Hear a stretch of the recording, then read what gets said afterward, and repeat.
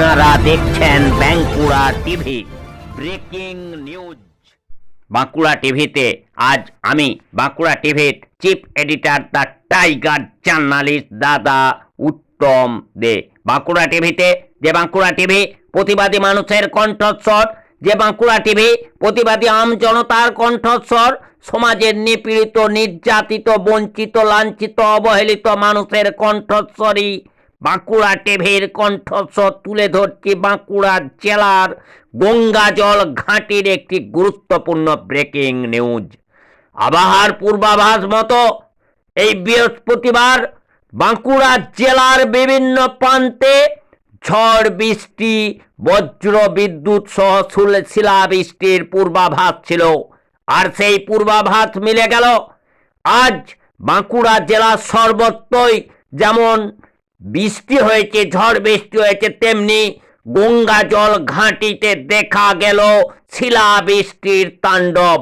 এই শিলাবৃষ্টির তাণ্ডবে একদিকে যেমন ফসল নষ্ট হয়েছে, অন্যদিকে তেমনি মানুষের মধ্যে আতঙ্ক ধরিয়েছিল। সেই শিলাবৃষ্টির খবর আপনারা দেখতে থাকুন একমাত্র বাঁকুড়া টিভির পর্দায়। দেখুন কিভাবে এই শিলাবৃষ্টি হয়েছে এবং কেমন সাদা হয়ে গেছে পুরো এরিয়া। পুরো গঙ্গাজল ঘাটি, মাঠ ঘাট থেকে শুরু করে প্রতিটি প্রান্ত একেবারে যেন বরফ জমে গেছে, যেন গঙ্গাজল ঘাটি হয়ে গেছে হিমালয় পর্বতমালা। সেই খবর আপনারা দেখতে থাকুন বাঁকুড়া টিভিতে।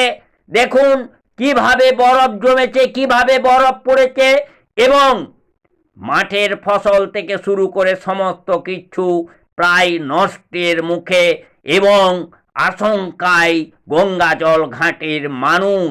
ব্যাপক ক্ষতির আশঙ্কা, কারণ এইভাবে যদি বরফ জমে থাকে যেন মনে হচ্ছে গঙ্গাজল ঘাটি পুরোটাই হয়ে গেছে হিমালয়ের সেই পর্বতমালা। দেখতে থাকুন সেই খবর।